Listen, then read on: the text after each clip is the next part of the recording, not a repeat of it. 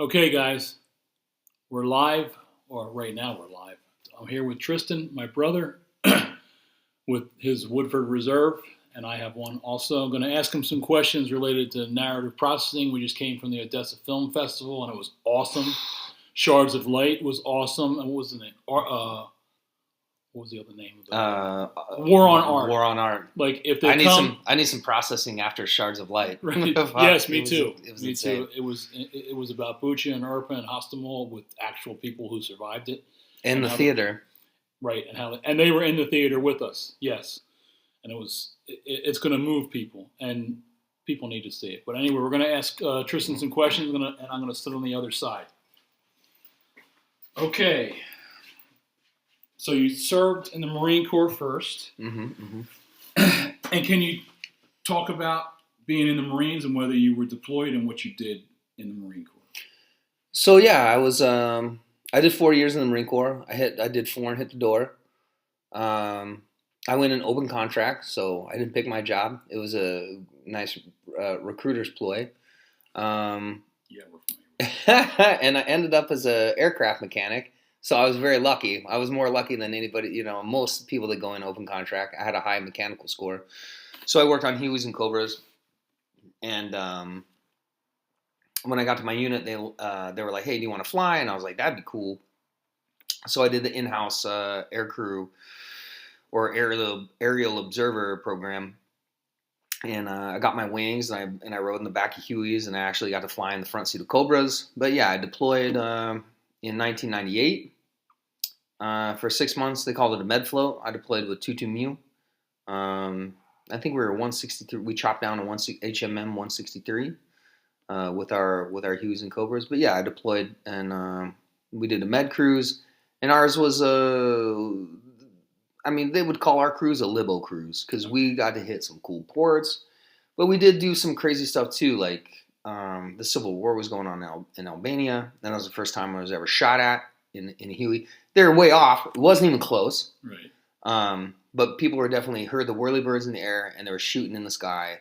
And we did get lased by surface-to-air missiles, and our chaff and flare box on the Huey was in the lock position. So when we heard the nah, our pilots were like, chaff and flare, and nothing. And then my buddy looked back on the tail boom, and he was like, oh, it's in the lock position.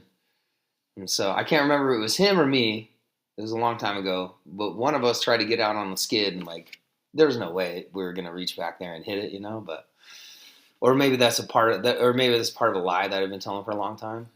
It's been so long. But yeah, man, I deployed, and I was 21. I don't think anybody in the bird was older than 35 years old. Okay. So was it an MCAS? Were you on a ship? So I started out on the USS Saipan. Okay. And then when we went to the Black Sea, we were in the USS Austin because the Saipan had to go down to Africa and respond to some stuff that was going on down there. And that's the first time you visited Odessa. Yeah, in 1998, yeah. 1998. Mm-hmm. So then after that, you went into the Army, and you chose the Army because why? Or you chose to not be in the Marine Corps and go into the Army? Like, how long between when you left the Marine Corps did you join the Army? So I was 21 years old at the end of my enlistment, and I had the bright idea of getting married, or wanted to get married, or I did get married. And she had a daughter, and the court wouldn't let her move to North Carolina, so I had to get out. I mean, I didn't have to, but I was married, so that was the right thing to do. Right. But I tried to go back in the Marine Corps, and here's the thing: if you leave the Marine Corps, they don't want you back. So at the time, they did not have a problem with recruiting. It's a small, it's the men's department of the Navy, and so they didn't want me back. And that kind of sucked. And so my wife didn't want me to go back active duty. And I was like, I really want to be, I miss it. So she let me join the National Guard, and so I joined. So I went from aviation. I joined a heavy weapons anti-armor unit out of Ithaca, and that was super awesome. Okay. And then you went full time when you deployed. Yeah, so I deployed. So I volunteered to deploy in '05, and ended up in the division headquarters, and that was a good experience.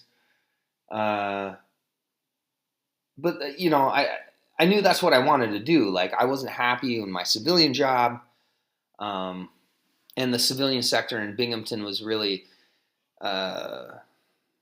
I mean, we went through a recession in New York. I don't think a lot of people know about that, and it was in 2000.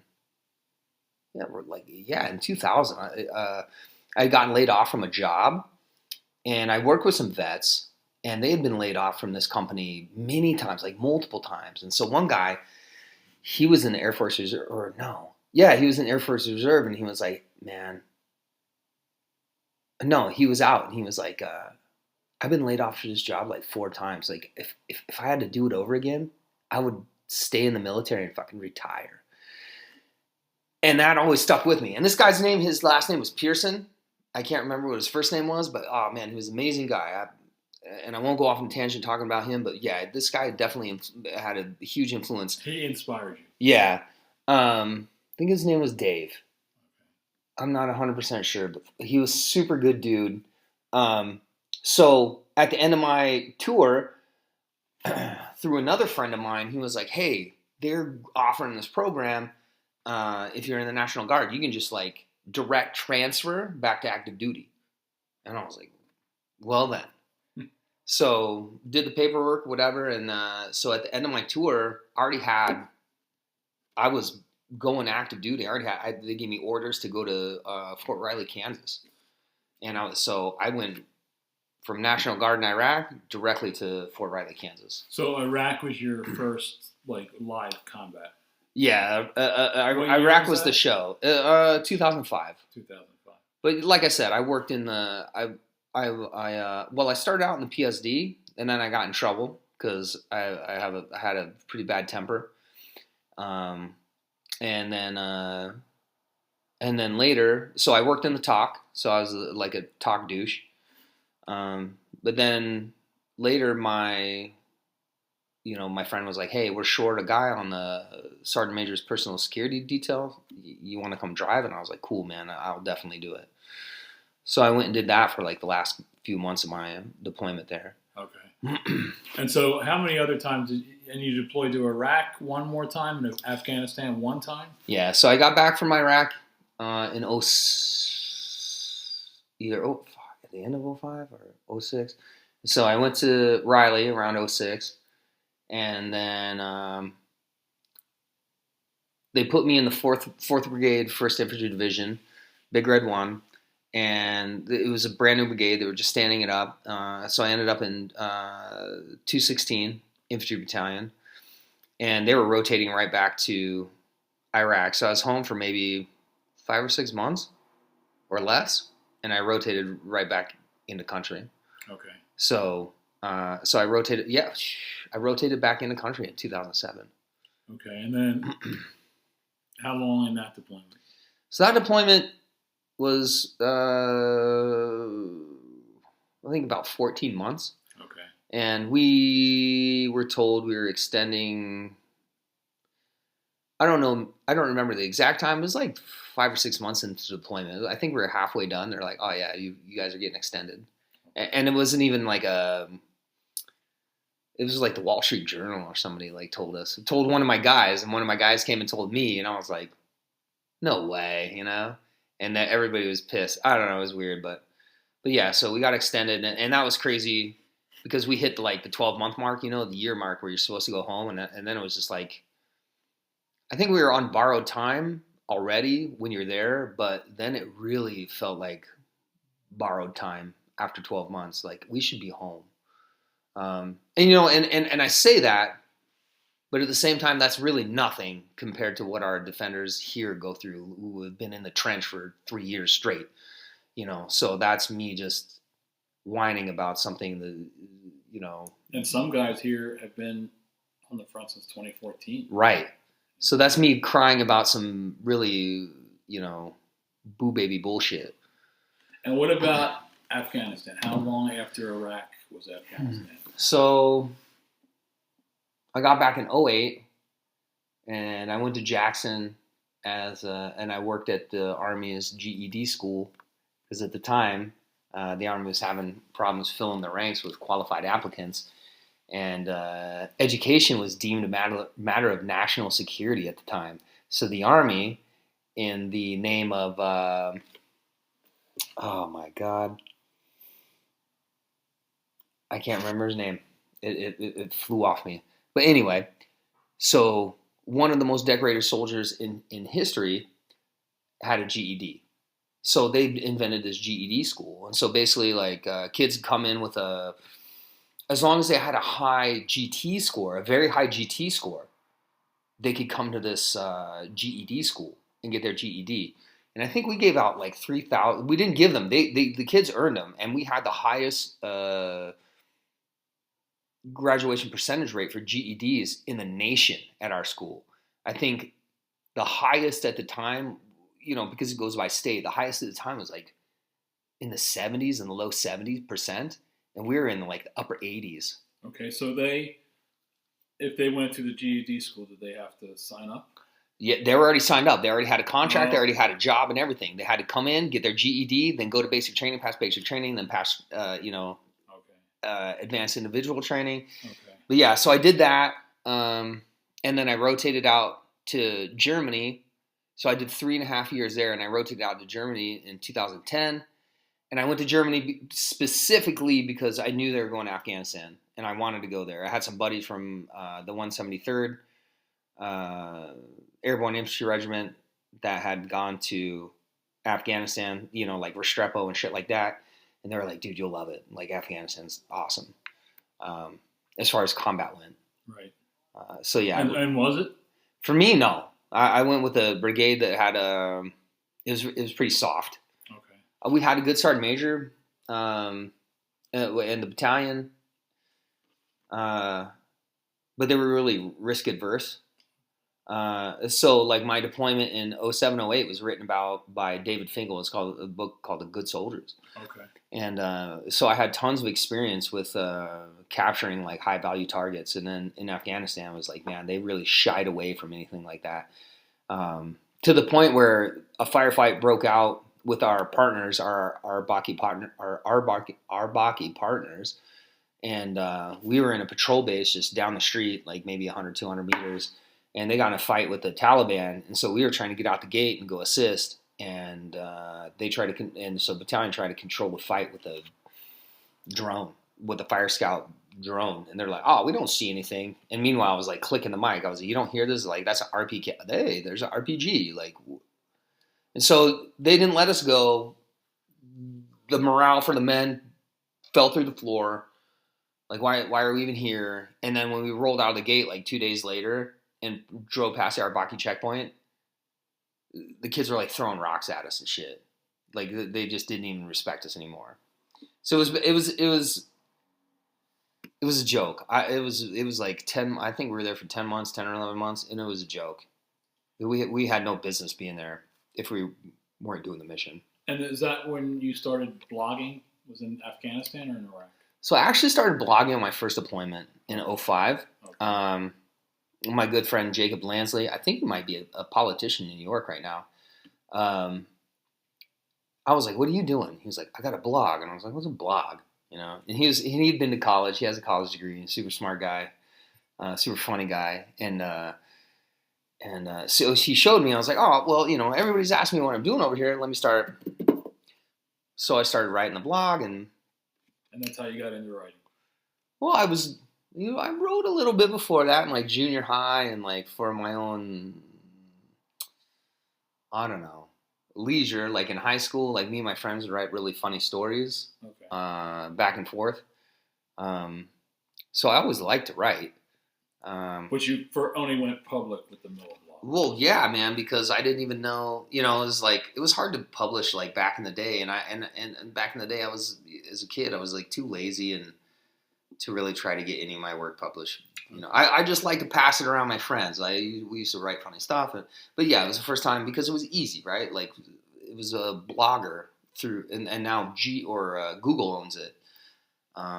So it was really easy to get started. And then, so after I got back, I just let it be. And then when I redeployed, I was getting books from this organization called Soldiers Angels, and you would send to Soldiers Angels and be like, "Hey, I want this book," and somebody would send you one of the volunteers in this organization would send you the book. It was amazing. So as a thanks, I was kind of keeping a blog for my family. I started the blog back up, and I was keeping it just for my family. I was like, well, and I kept getting books from the same person. I was like, hey, here you go. This is kind of what we're doing, and then it just kind of took off. Okay. And everybody started.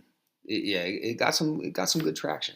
Okay, and then you got out, obviously.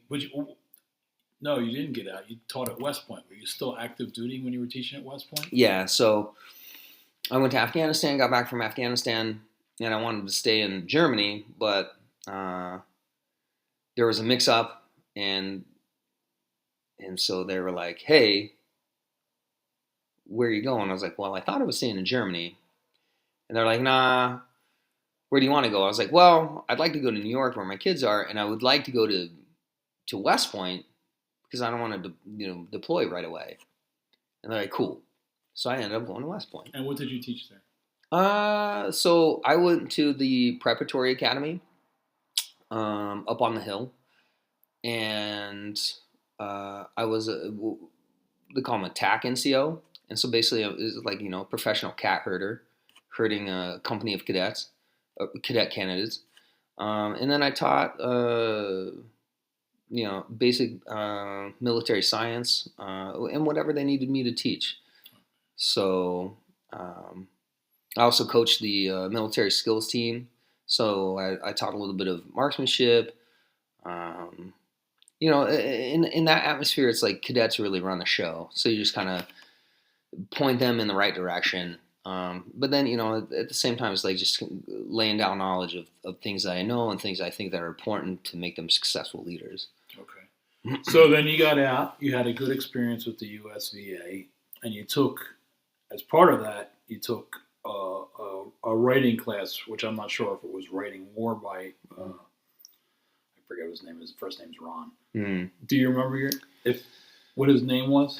I wish. So at some point in while I was at West Point, I had an episode, and it wasn't okay. So I finally went and I talked to the shrink, or as we call it, the wizard. I went to the wizard, and I saw a bucket of tissues at the foot of his desk, and I was like, I'm not telling this guy nothing. So I left. I was like, there's no way. There was other things I wanted to do with my career, so I didn't want to tank it. But then I had another pretty serious episode. Something happened, and so I went back and I was like, hey, I do have problems. And he had me write some stuff down. Noticed I had tremors, and then I was telling him I had some memory issues going down. So I went and talked to I think it was a neuropsychologist down in New York City. I was really blessed at West Point, really, really lucky, because I went to the specialist I went and saw in the city was at the top of the field. You know what I'm saying? So I went and saw him, and this is unheard of, right? You don't get this type of care in the regular army. It doesn't happen. So I was very, very lucky that this happened all at West Point. They took really good care of me. The healthcare system at West Point is top notch. So, like I said, I farmed out to the civilian doctor in the city, and he was like, "Oh man, you got tremors," and then he's like, "You have cognitive memory issues," and I was like, "Oh, really?" And so I went back, and then I can't remember if it was him or my PCM, my primary care manager, was like, "Hey, they got this program down in Bethesda, and it's called NICO, National Intrepid Center of Excellence, and you're probably a good candidate for this. You want me to run you down there?" And I was like, "Why not? Cool." And wow, so I ended up becoming a candidate, which I'm once again extremely lucky to go. And so I went down to Bethesda to NICO, and it was like the best healthcare experience of my life. It was a sleep study. It was every day there was some kind of treatment every day. We're doing physical therapy, we're doing brain therapy, and then and so every day we're doing some kind of different activity. One day it's like painting masks, and another day is like doing breathing and yoga. And I'm down there. I'm like the only regular guy. All the other guys in my cohort were like, you know, people that don't exist on rosters, except for the Sergeant Major Brian, who was the Sergeant Major. He was the senior enlisted advisor to the Joint Chief of Staff. So he's the Sergeant Major of everybody. He could have been Sergeant Major of the Marine Corps, but he took this. Super cool dude, Brian. Fantastic guy. So anyway, one of them was writing. So you could pick, like, what do you want to do? You want to play piano? You want to play guitar? And I was like, man, this writing looks cool. Like, I'd like to do that. So they set us in this class, and they're like, all right, cool, man. You're going to, like, and I already had experience writing about my experiences. And they're like, well, what you don't know, it's like, it's therapeutic. And I was like, actually, you're right. Because the one thing that happened when I was writing the blog that really opened my eyes to narrative processing, and I didn't know it was that when I was doing it at the time. So then they start, and they didn't call it narrative processing, right? I can't remember what they called it. I can't remember who the guy was, but as he's explaining to me like what it is, and as we're writing everything out, then I remember the comment that I got one day in my blog from a woman whose husband was killed in my unit, and she was like, thank you for, her husband didn't really talk about what was going on. She's like, thank you for giving me like a glimpse into this life. You let me see into this life, and through you, I see my husband, and it has helped me on the healing process. And I was like, wow. So not only is this helping me, this is helping other people. This is helping other people like understand what is going on with these kids here. This is helping my comrades, like going through it. And really, like, why I wanted to write was like let my family know, but then it kind of blossomed into, I just wanted to tell the story of these people around me, because that is really the story that needed to be told, because these were the bravest people I've ever seen in my life. 18-year-old, 19-year-old kids that will risk their life to run into a burning vehicle and pull their friends out. So there was a saying that I don't know if I read it, but it was brother means I will always come for you no matter what. And that's what I saw. And so, so writing helped me tell their story. And then I realized it helped people who have lost somebody in these types of situations with their healing, with their process. It helped these guys reading my story to send it to their parents, so their parents and their family could know what they were going through. So it wasn't just my story to tell anymore. It was everybody else's. It almost became a duty. For sure. It became a duty. For sure. Okay. So now you're in the Russo-Ukrainian War as a non-combatant, and you've seen combat. So could you talk a little bit about how different this war is to what you experienced when you were serving? Yeah, so I wrote a little bit about it in the upcoming book, in the epilogue, but it's what I say. There's a difference between being at war and being in war.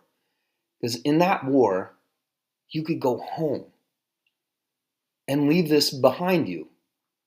And it was just a memory. That's it. It's gone. It's somewhere overseas. All that sand in your pocket stayed over there.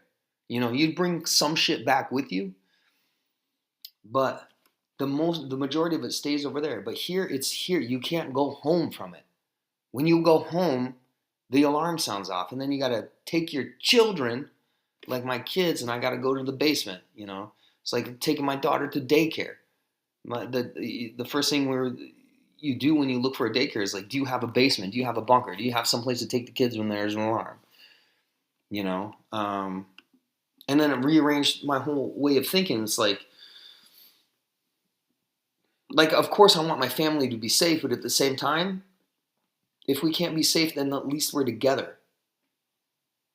So nobody has to go through that pain of losing someone. So the civilian toll here, you think, is higher than what they were experiencing in Iraq and Afghanistan?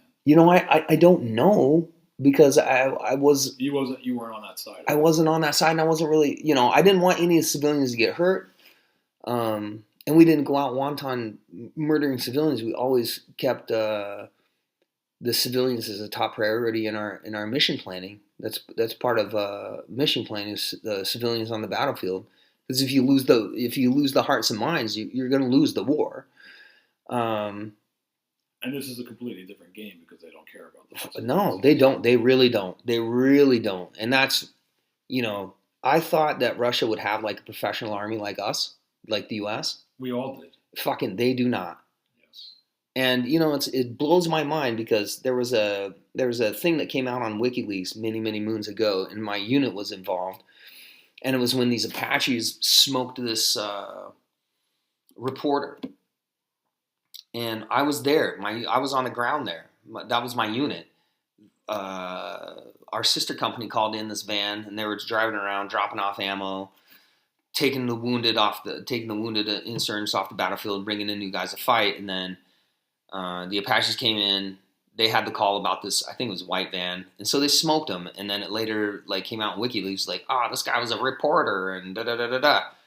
And that wasn't even true. But there's even guys still today, they're trying to fry those dudes, trying to fry those pilots for this war crime, which wasn't a war crime. But these war crimes are committed every fucking day here. Yes. And nobody gives a shit. Yes. Nobody's talking about it. Cancer hospitals destroyed.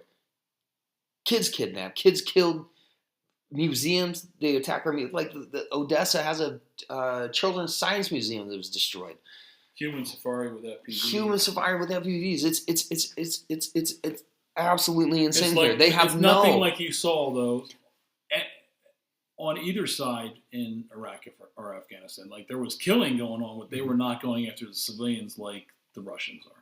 Well, no, I mean the insurgents didn't give a shit about civilians, right? They would strap up people with learning disabilities with IEDs and set them loose in markets and blow those guys up, Okay.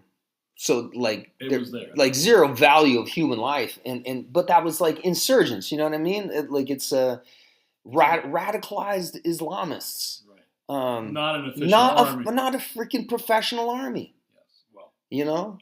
We say that loosely. Yeah.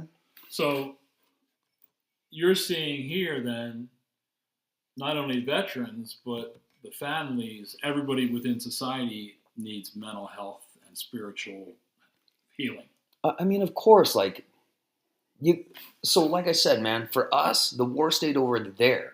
Right. When we were there, we weren't fighting because we thought these people were going to comment. I mean, obviously we thought we need to fight this war so terrorists don't come back on our soil or whatever. But our warriors here are in the trench, keeping the wolves at bay, and their families are not safe here. They're not safe in Western Ukraine. They're not safe in Central. They're safe if they're in Europe, but they're not safe here. So the guy fighting in the trench, he's got to do his job. And hopefully he's not looking at the phone, watching his region, and be like, "Oh shit, there's an air raid siren, and there's Kinjals and Shawhead, 25 Shawheads in my city. I wonder if my family's okay." And that's the reality. Their families aren't okay if they still live here. And even if, we saw tonight, even if they did leave, it's causing damage. We saw terrorists tonight. Good Lord, yeah, of course. Because he actually enlisted after 3 years. I think because to me it felt like he was tortured. He didn't have any reason to live anymore. I don't know what his reasoning was, but so obviously narrative processing is sort of a new definition for it. The VA calls it written exposure therapy, which they don't give you any creative writing background. They just say write. They did. No. But in the current VA program, they don't seem to give you any of that. What they did when you did it. Yeah, They didn't call it official therapy. yeah. Well, I mean, yeah, we had a guy with a either a PhD or a MFA, in writing, and he was he had been a soldier also. Unfortunately, I just can't remember like everything that they taught us, because a lot of that stuff I already knew, and I just wanted to get down and get it down. I was like, you want me to tell a story? Let me tell you some stories. I got lots of stories, But yeah, there was like the basics, like story structure and stuff like that. Okay. But like the biggest thing for me was, I was like, so I was doing the right thing by writing this down, and that's probably why I'm a little bit more well adjusted than some of my peers. So you think that some U.S., UK, I mean, or all veterans of all wars could benefit?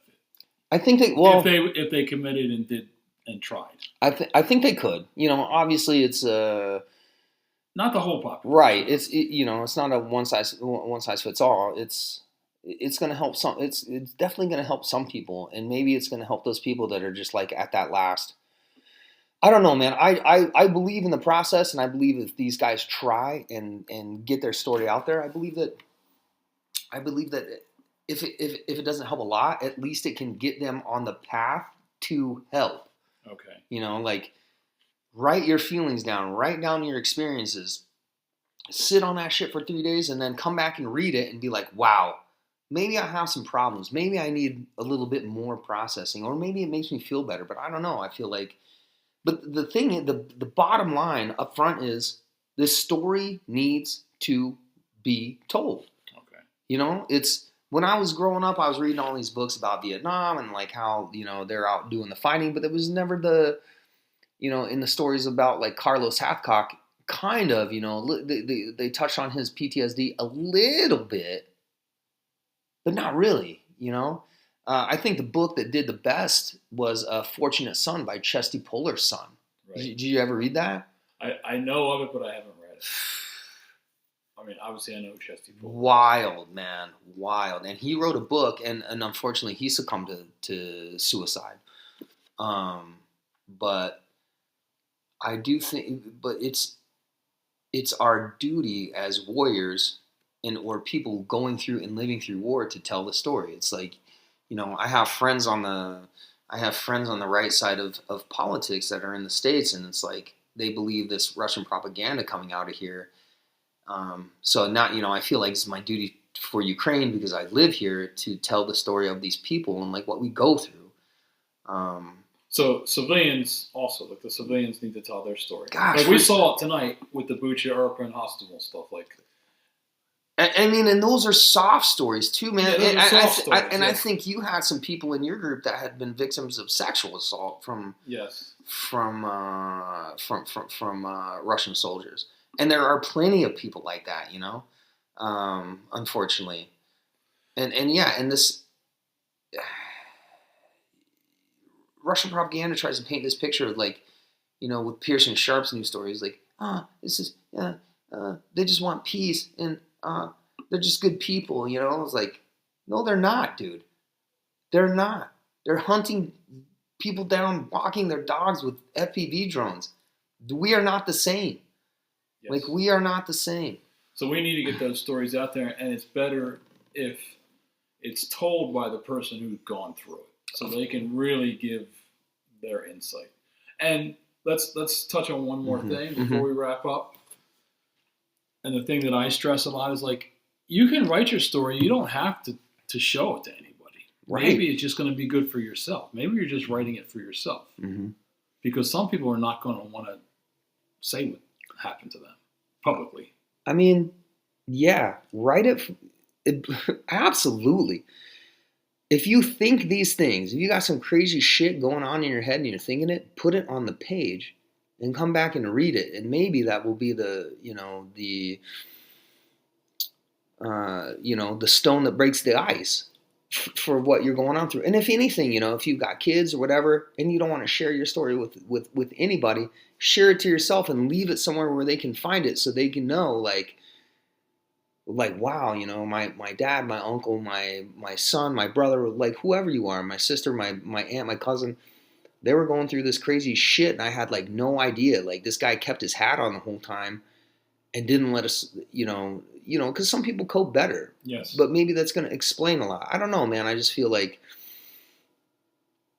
what'd they say? Like war is what the guy say in the movie. Like war is pathology, right? It's a freaking cancer, dude. And but it's in our it's we think about and I'll wrap up with this. Mm-hmm. What I thought about lately is like, what came first, the war or the story? Or were we telling, is that how the story was born? Mm-hmm. It might not have been a war against other men. It might have been a war against some huge mammal that had to be killed. Right. And we all banded together and killed that mammal, and then, well, we could eat the meat. Mm-hmm. You know, and then they come back to the camp with the meat, and they sit around the fire and talk about, well, we... Yeah, how awesome it is, yeah. Right. Yeah. So, all right. All right, we're going to thank Tristan, and thank you for being here. Take care.